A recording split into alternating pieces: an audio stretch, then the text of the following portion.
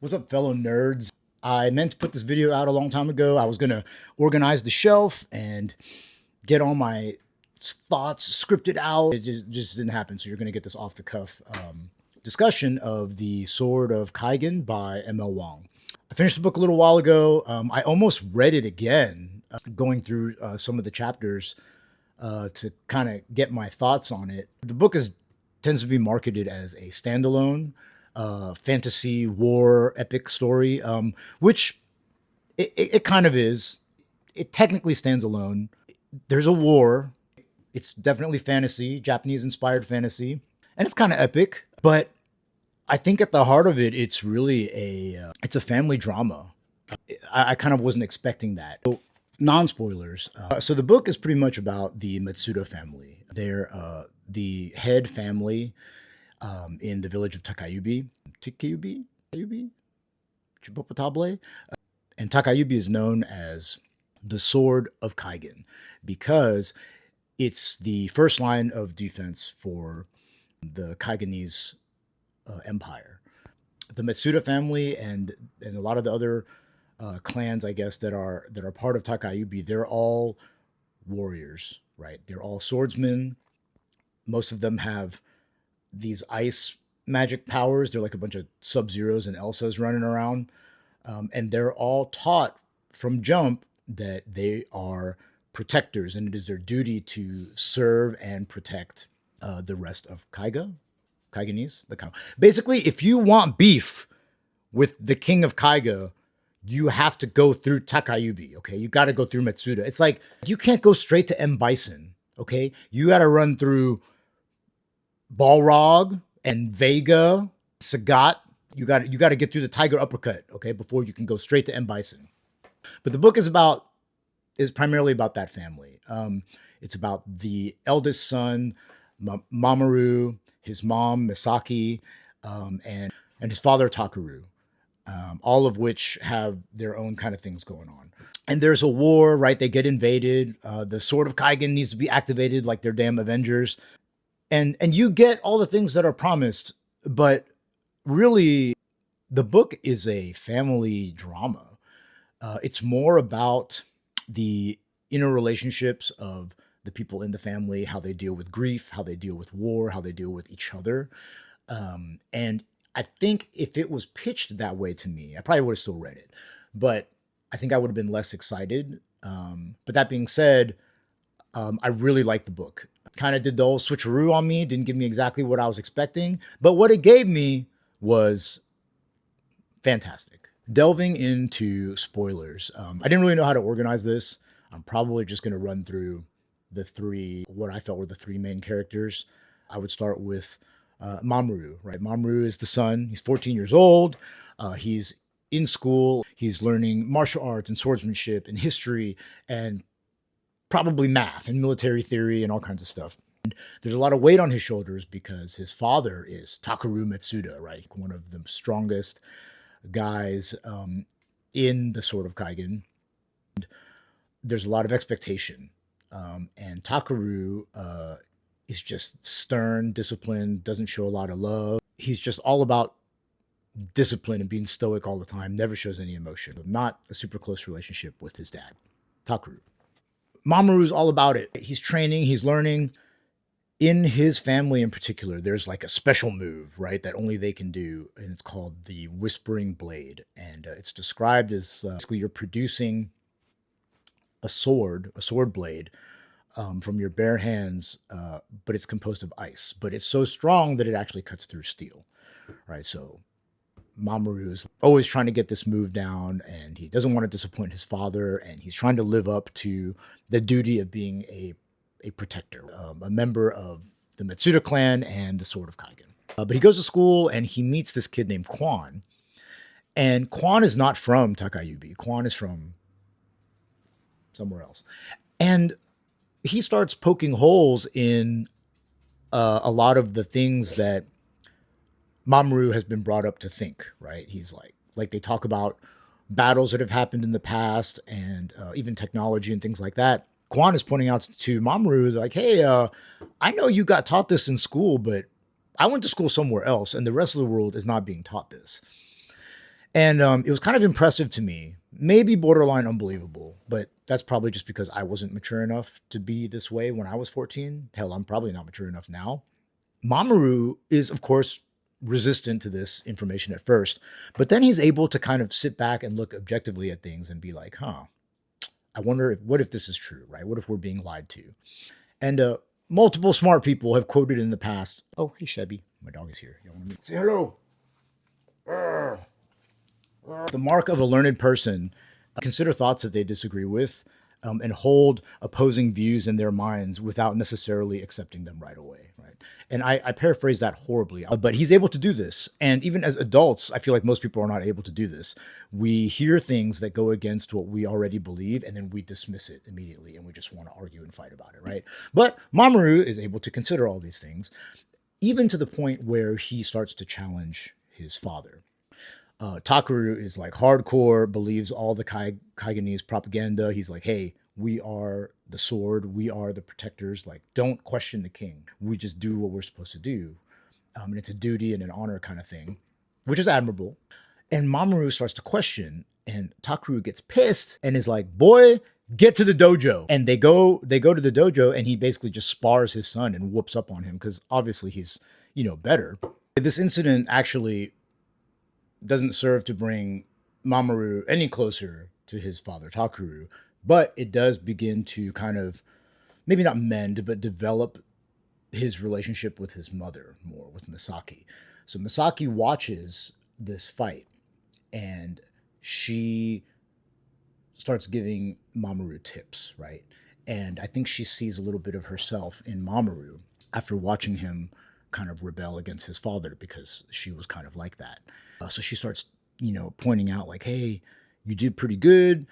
Obviously, Takaru's faster, but if you were a little quicker here and you kind of did this a little bit differently, I think you'd stand a pretty good chance. Mamoru is like, what fight were you watching? I got whooped. But she starts training him, right? And it's great for him because now he's learning kind of a different style that may complement the way he fights better. But more importantly, Misaki is starting to embrace who she was again, and she's getting to share that with her son, and it's a bond that they didn't have before. So that's great. But boom, then inciting incident. The Ranganese, I think, they are invading. The Ranganese also have magic power warrior people, and they use wind, so they're essentially a bunch of Angs. They can like shoot tornadoes and stuff. But they're also technologically more advanced. In Takayubi, everything is a very ancient Japan kind of feel. People wear like hakama and kimonos, run around with cool swords. And the Ranga are coming with, yeah, they got their kung fu and their, their typhoons, but they've got guns and they wear like tactical gear. And it's a little hard for Mamoru because he's in the middle of questioning his purpose. What have I been doing this whole time? I've been training so hard. I've been trying to become this warrior. I've been trying to appease my father, become what he believed in, like a man in Takayubi was supposed to be. And now he's questioning, is this any of this even true? Are we just being used as cannon fodder? Is the Kaigenese emperor, is the king like lying to them? And you can see him struggle with this. But then he just kind of comes to a point where he realizes, hey, we're being invaded. If I don't do something, the people that I love, the village I've grown up in, everybody's going to die. That moment comes after he sees his sensei like get killed.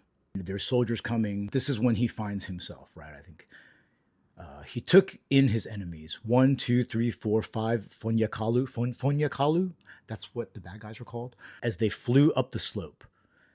Any one of these soldiers who got past this point would kill Kotetsukama on the path.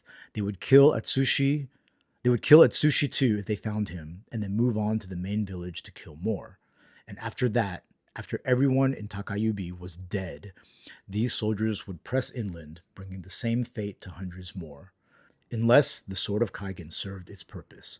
So I will. Right? He says, so I will. And this is when he accepts the Sword of Kaigen, right? He accepts what he is. There were no longer any confusing ambiguities or difficult choices. There was only what Mamoru had been bred and trained for since he was old enough to hold a practice sword, to charge down the mountain at his enemies and kill. but to protect, right? Forget what's true, what's not true. Forget his purpose, forget appeasing his father. He just straps his sword on and he's like, hey, let's go to work. And it's scary because, yeah, there's these guys that got magical powers too, but even more so, there's their version of like special forces, right? All the soldiers wear like yellow or orange or something, but then there's these dudes in black. If they're wearing black, they're not to be with, right? And Mamoru actually encounters one of these black clad like SF guys and sees him take out his uncle, who was really, really powerful and like arguably, I think, stronger than even his father Takaru. They were kind of like back and forth, evenly matched. And he sees this, and then later he's forced to encounter this same soldier like one on one. What I think comes full circle with Mamoru. He starts off wanting to be what his father wants him to be and what the rest of the village wants him to be, but instead he no longer cares about that. Duty to the king, duty to his father. What ended up being important to him was that he fights for the people that he cares about, and that's when the best version of himself comes out. He watches his teacher and uncle get killed. He gets separated from his father and everybody else. He ends up fighting these soldiers. He takes them out, and then he encounters this special forces soldier in black, one on one, and he's got to know logically that he's probably going to die. And so they begin this fight, and obviously he's outmatched. He's holding his own, but he's outmatched. And I remember reading the book, and ML Wong ends this one chapter where the guy slices Mamoru's gut open. He can't die, right? So he dies, but this was a really touching moment, and I think a great warrior's death. Mamoru ends up taking this Ranganese soldier with him, and he does it with the Whispering Blade. And I thought that was kind of poetic because there's a scene earlier where he's in the dojo and he can't make this Whispering Blade come out. And I think it's because he's trying to do it for the wrong reasons, to make his father proud, and he's trying to do it because he's fulfilling a duty it's not from inside. But now he's put in a position where either he does it or the people that he loves are going to get hurt, are going to die. And that's when it matters, and that's when it comes out. The way he dies is he does get cut open, but he manifests the Whispering Blade. He kills this guy. And it's kind of a very bittersweet moment because he sees his opponent for the first time, like really sees him, like his face. And he realizes that he's also just a kid. I mean, older, right? Probably like I think he was described as more like a high school age, maybe early college. One of Mamoru's last thoughts is he's very struck by, wow, this soldier that I just killed, outside of his armor or his uniform, he could have been just another student. Mamoru's a good one, right? He was able to go through all that, and then his dying thought is not even hate-filled. And I kind of like how ML Wong did this because I think she'll put these little nuggets in there that make you think about things, but she doesn't beat you over the head with it. I never felt like I was being preached to. And but just a little something to think about. Not even just in war, but in politics or whatever. The easy thing to do is to paint the enemy as this very one-dimensional bad thing, and it's easy to hate. But when you really stop and actually get to know someone or know your opponent or know your enemy, oftentimes we find that we are more similar than we are different. But man, the really, really sad quote. Right, so I highlighted this bad boy here. A decade later, a 15-year-old Hiroshi would become known as the youngest swordsman ever to master the Whispering Blade. But what the world would never know was that he was the second youngest. So basically, Mamoru is the youngest person to ever really do it, and nobody will ever know. And that in and of itself is already sad. There's nothing that makes you more proud than something your child accomplishes. And especially coming from Takaru being a Matsuda, just coming from the culture that they're in, man, what a tragedy to not know that not only did your son go out in a blaze of glory, but man, he was the first, the youngest, to pull off this move, and they'll never know it. And I don't know, it's kind of sad to me. His last thoughts were he's looking at his enemy. They call him the Dragon Killer. He's looking at this Dragon Killer, and and he's wondering if this dragon killer has anybody back at home that's going to miss him, or would be proud to know that he died here, right, fighting for his cause. Yeah, Mamoru is a good one. Mamoru is a good one. He's a loss, right? The world needs more Mamorus. Ooh, Misaki. She's, well, not arguably. I mean, she's the main character. I'm not gonna lie. I could not really connect with her at first. I don't want this to come out the wrong way, but she starts off. She's momming, right? She's doing mom things, which is great, but she's resentful. Not that she doesn't love her kids, but she doesn't like her kids, right? She's resentful. I'm sorry, she doesn't like her life. Okay, she was this badass warrior. They hint at this history she has, and there's kind of a romance too. And she was doing like vigilante. She gives it all up for this arranged marriage that her father wanted her to marry into the Matsuda family, because Takeru is a very equivalent of today's, went to Ivy League, is the CEO of a company, and like, he's just, because he's got all his ducks in a row, but he's like cold and standoffish, and she doesn't know the dude. But anyway, she thinks it's the right thing to do. She marries him, and she feels like, okay, you know what? It's his job to provide and protect the family and whatever. I'm gonna mom. I'm gonna mom hard, right? And she hates it, like, understandably so. And so Mamoru is already 14. There's three other like younger kids, and she takes great care of them, right? But she's just miserable, and she doesn't have a connection to her kids. And this made me sad, because I think I'm very fortunate in that, and I know not everybody's experience is like this, so which is why I say I'm fortunate. I think I was not unhappy, but I was like drifting through life, right? And then when I had my son, immediately I felt this very heavy responsibility, and like, oh, I have to I have to be a father now. I have to be a certain way, and I'm struggling every day, constantly. But I felt very it was my purpose, right? And it was hard for me to connect with Misaki, because she didn't seem to have that at all, and I felt bad for her, because I kept reading this book, and she's so miserable and like full of just kind of angst. I just kind of wanted to be like, hey, but yeah, it's not what you wanted, maybe, but you've got a lot of great, you've got kids, and there's a lot of good around you, right? A lot of things to be happy about. I come around, okay? I liked watching her story arc, because she went from that to bond with Mamoru and then the rest of her kids. When she comes to that realization, right, that her kids are not just Takeru's kids, right? They're also her kids. She starts to see herself in them. There is a section. It's when Mamoru starts to question about their history that Kwang told him. And Misaki is kind of telling him, because Misaki is also not from Takayubi originally, so she knows the truth. I'll try to share with you some things, and she begins to accept herself a little bit, because she's had to hide who she was, and now she can start to let it out slowly. Where Mamoru, he says something kind of profound that makes Misaki think. And then so she just kind of is staring at him and marveling that he was able to come to this conclusion that she couldn't figure out. She says, "You have dimples." And he goes, "I got them from you." And it's this very subtle moment that ML Wong puts in there. And it's could kind of just be a nothing whatever. But I think this is the start, right? This is Misaki truly realizing that, oh man, they do have a part of me. And so there was another section right here.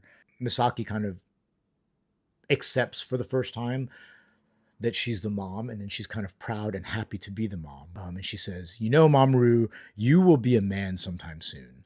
But just for today, let me be your mother and tell you in all my motherly certainty that everything is all right. The world is whole, you're on the right path, and everything is going to be all right.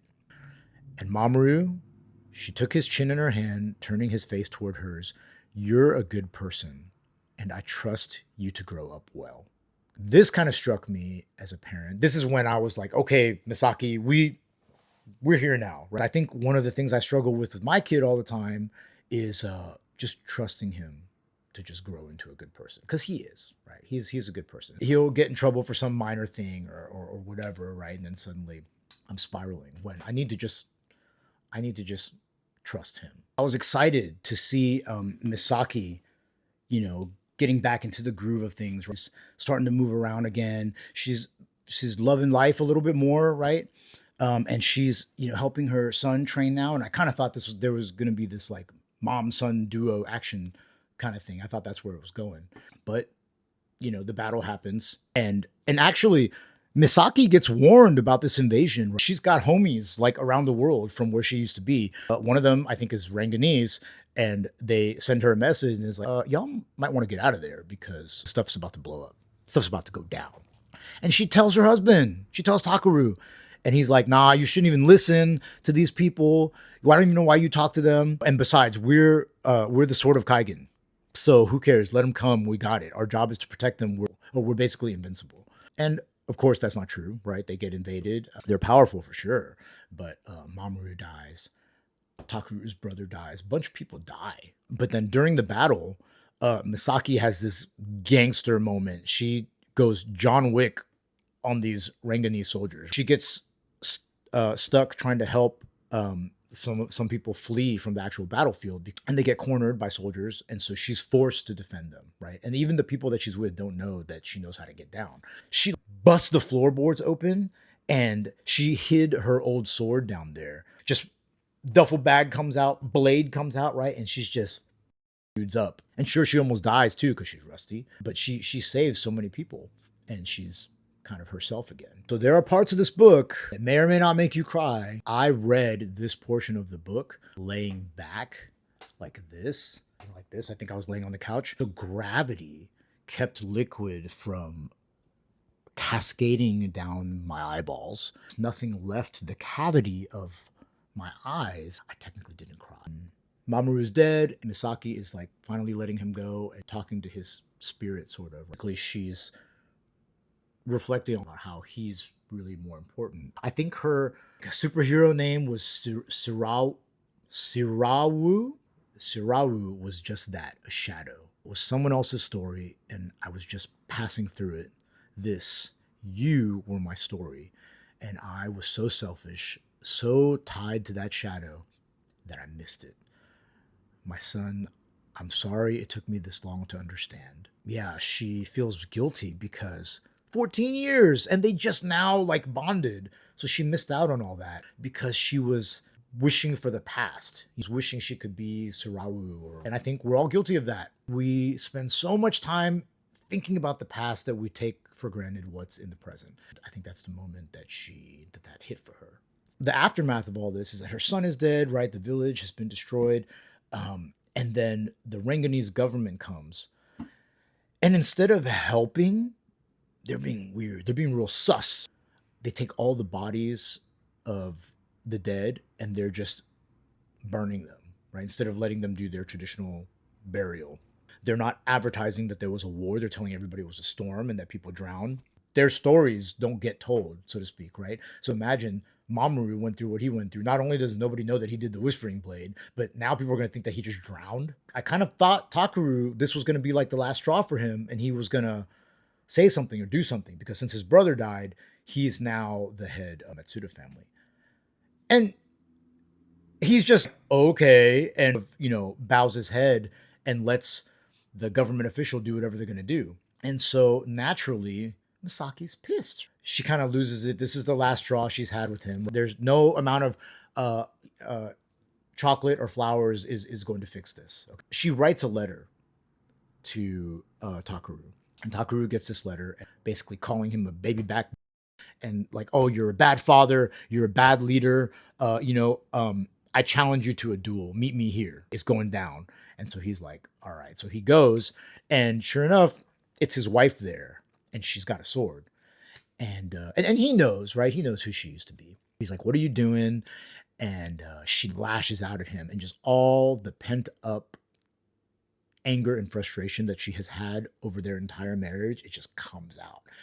You've been a shit husband. You've been a shit father. You've been a shit leader of, the village.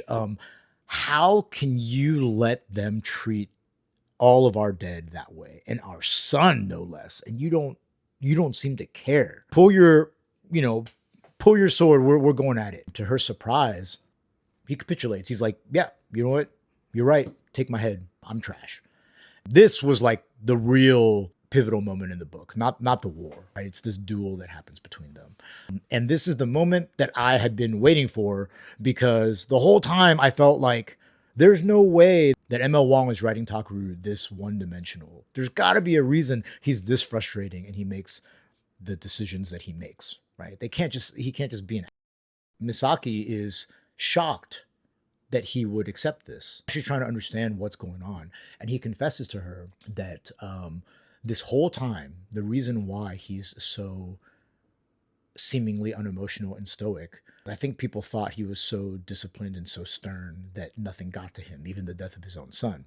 But he confesses the truth is he gets overwhelmed because of his powers where he can feel ice, feel the elements. He is able to root himself into the mountain, right?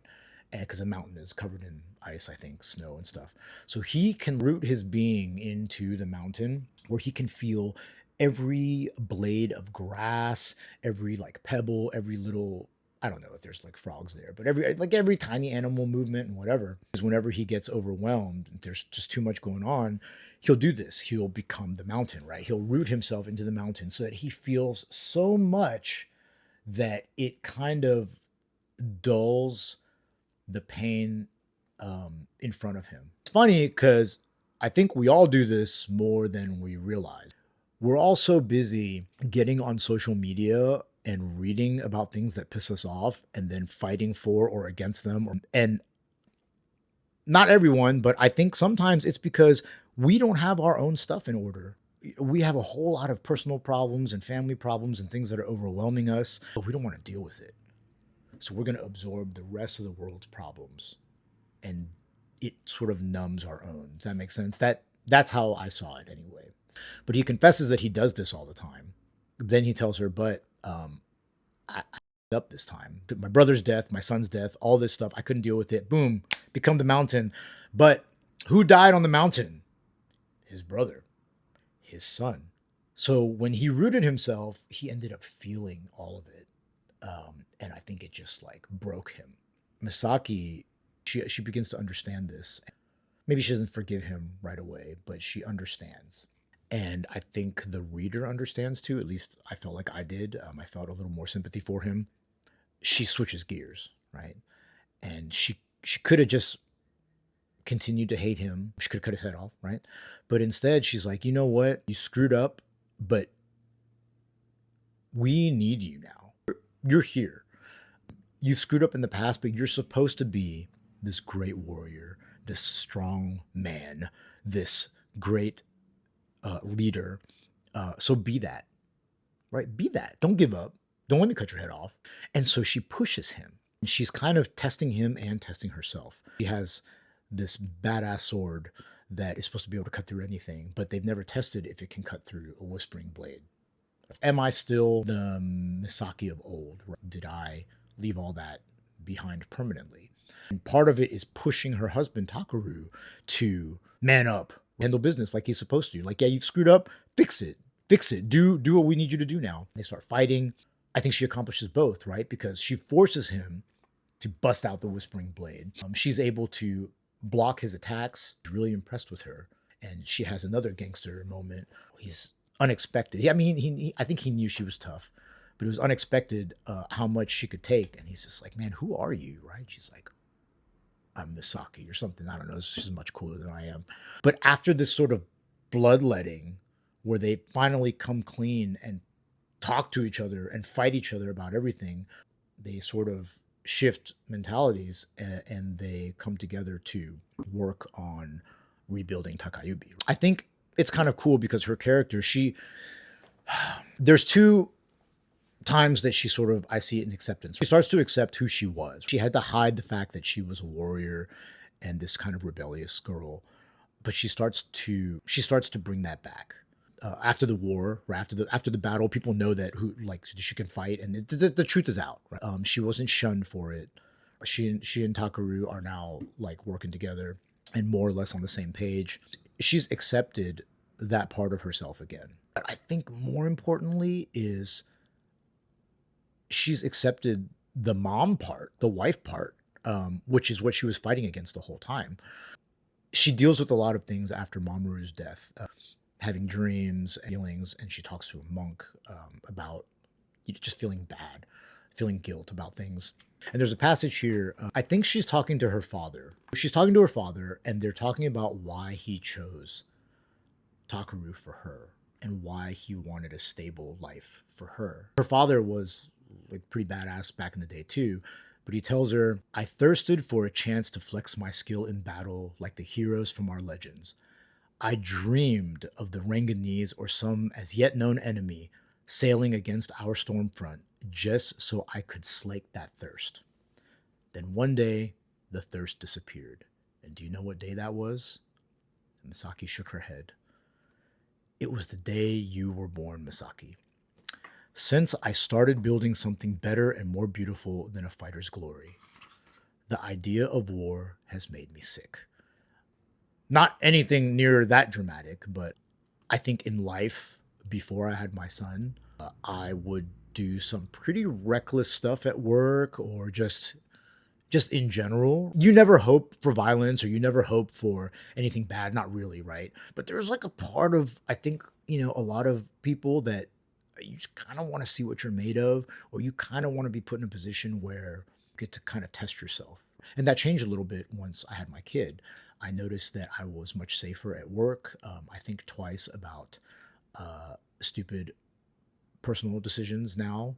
And it's because not only are you responsible for another life now, but you're building something else now.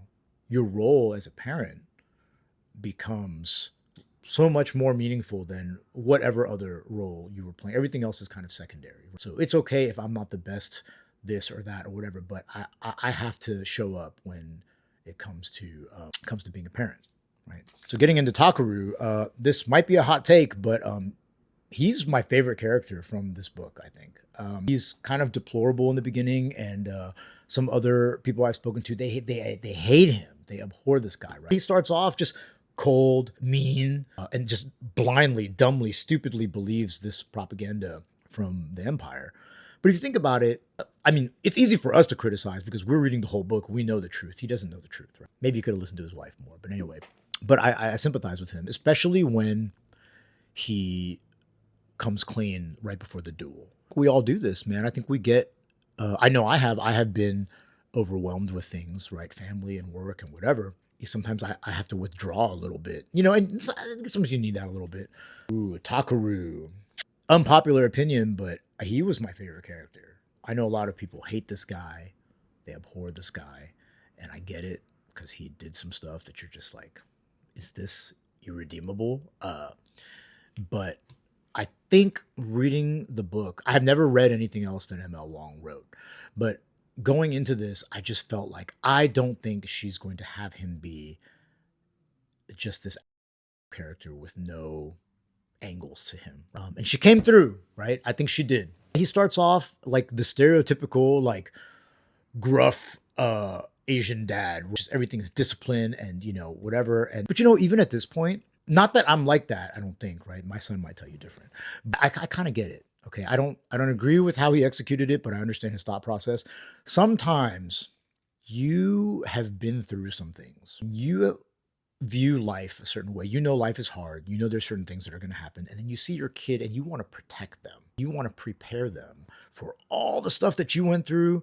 And I know, at least for me, I'm like, man, I wish somebody had taught me this or that or whatever. And you want to pave that way and make it easier for your kid. I think I heard somewhere once that to be the person you needed when you were growing up. So I often think about that. Like when I was a kid, where did I go wrong? What did I need? Who could have been there? What kind of person could have been there that could have helped me out? And I try to be that for my kid as much as possible.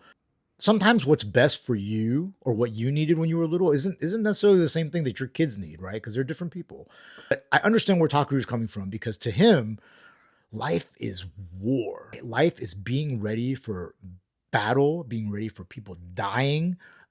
There's no time for Little League, catching Pokemons. You got to learn how to fight, right? You need to know military theory.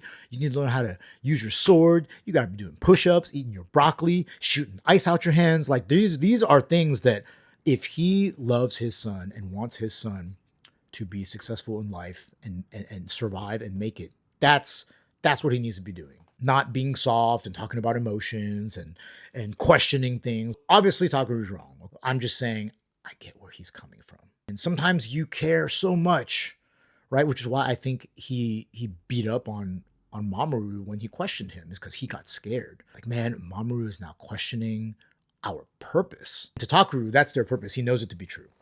He's like, man, if he's questioning, then what if it really happens? He's not going to be ready because his heart won't be in it, right? His heart won't be in his training. His heart won't be in the fight. So he panicked, right? And I think he lashed out.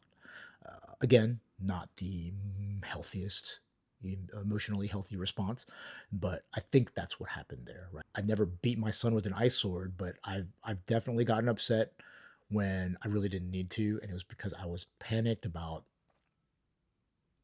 something I didn't need to panic about. I feel for Takeru, I do. And when he's being challenged by Misaki, when he explains everything, and I'm kind of like, okay, I sort of get it, man.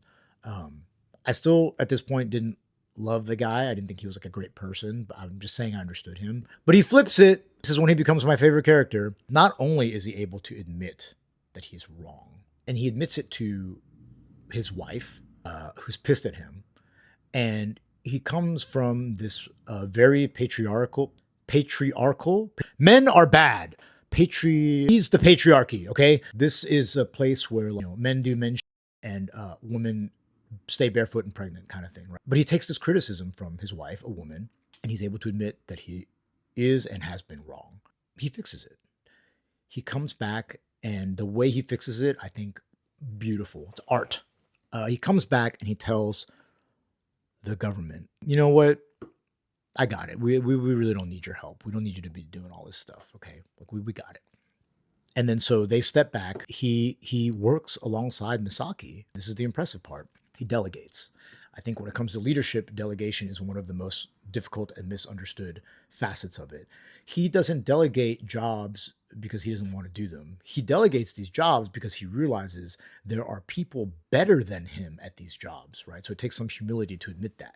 He looks at Misaki, and I think it was like she's better at math and she's a better speech giver, she's a better reader. I don't remember.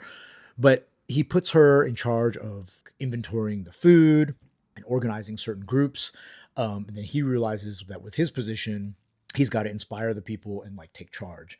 And Misaki is also very smart about this because maybe she doesn't agree with the patriarchy and the way their society is set up. And I'm sure ML Wong doesn't either. But the reality is that's the way the world was or is in this story. And Misaki doesn't go directly against it because you face immediate opposition. She kind of goes along with it, but subverts it by being a leader in her own right. Anyway, so Takeru delegates. A really cool thing that he does is he tells his people, we're not going to accept charity from anyone, okay? If anybody does donate or help us, we fully plan to pay them back. And his plan is not just to sit and wait for people to give them resources and then rebuild with those resources. He's immediately thinking, what can we do? So he sends people to inventory the resources they do have, and then he decides one of the first things they got to do is build a school, right? Because the children are our future, which, yes, is true. But also he points out the school provides jobs, right? There's like janitorial staff, teachers, you know, it's going to provide jobs for people. So again, immediately putting people to work. He basically wants everybody to not have a victim mentality and to slowly build up and stand on their own, which I think it's an important attitude to have just in general. It's not their fault that they were lied to and the village got destroyed, but it's their responsibility to fix it. And then he himself also realizes, well, man, I don't want any money. But if anybody moves here to Takayubi to help us rebuild, he will open the dojo and he'll start teaching himself. And that's his way of giving back also. So I really like the way he handled the government and handled the rebuild. The other thing about this book is it's almost marriage advice. It's a very healthy, almost an enemies to lovers trope. Because at first, Misaki and Takeru are basically enemies. Through communication, which is not the sexiest solved any relationship problem, but it's probably the most realistic one. They become lovers. They start to communicate. And I like that ML Wong didn't have this dramatic dual moment and then all of a sudden everything's great, because I feel like that's what happens all the time. It's very Mr. and Mrs. Smith. Brad Pitt and Angelina have been murdering people unbeknownst to the other person for their entire marriage. It comes out, they try to blow each other away with machine guns, and then I think they do it on the kitchen counter, and all is well. ML Wong doesn't do that. Even right after their duel, Misaki makes a move to gather intelligence from the government. Takaru gets upset. And I thought he was going to do some patriarchy stuff, right?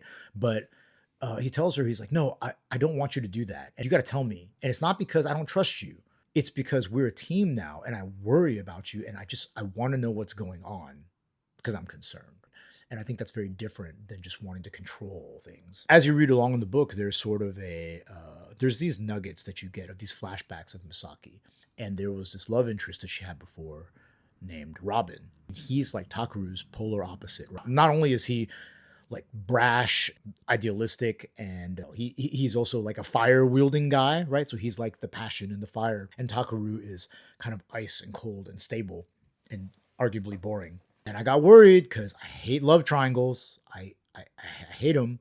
And I thought the book was going to go that way, but it doesn't really. Robin shows up, right? Misaki's like Jean Grey, Takaru is Cyclops, and Robin is Wolverine. Like the sexy, exciting ones, like always roaming around, kind of roguish. And Takaru is just straight-laced, right? I mean, he's like, in reality, he's the guy that you should go with, but he's less exciting. Robin comes back, they kind of get to catch up, and there is a moment of like, like fingers kind of touched or whatever, but nothing really happened. I really liked that ML Wong could have milked this for more drama, but she doesn't, in a good way. Right? Misaki at this point has realized that she loves Takaru. Maybe not in the same fiery, passionate kind of way that she used to love Robin, but she has grown to love Takaru, seen him on a very, very deep level, has seen his flaws and his good traits, and has gone through some shit with him. And through that journey, she has learned to love him, and she loves all of that about him, who he is as a whole. So she makes that choice. I think it was really cool. There's another reason why I like Takaru is he didn't let his insecurities get in the way. He started communicating with Misaki. Misaki was telling him about how much she gave up, and I think he realized, man, that she misses who she was. Maybe there's some things in her life that she needs closure on. So he actually is the one who invited Robin to come.